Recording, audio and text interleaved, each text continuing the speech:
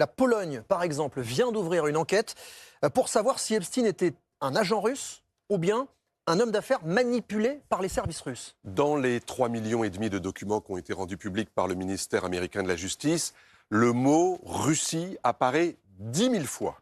Et celui de Vladimir Poutine, 1 000 fois, dont 500 à propos de rendez-vous que cherchait à obtenir Epstein avec le président russe. C'est donc assez troublant. Mais on comprend mieux quand vous regardez effectivement cette galaxie russe autour de Mark Epstein. D'abord avec ces deux femmes.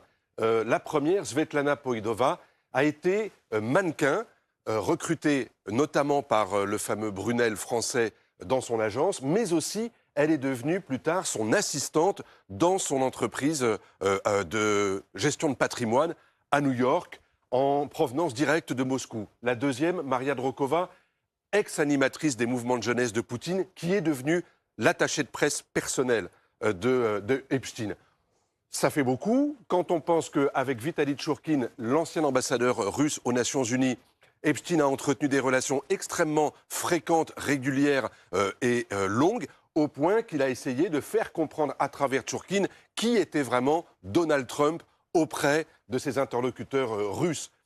Il a essayé d'obtenir la même chose avec Sergei Lavrov. On pense qu'il n'y a pas réussi à le voir. En revanche, Sergei Beliakov, ex-vice-ministre de l'économie, lui, pour le coup, a été un interlocuteur très régulier d'Epstein. Il l'a aidé notamment à contourner les sanctions européennes et les sanctions russes qui pesaient à la fois sur les oligarques, mais également, évidemment, sur l'économie russe.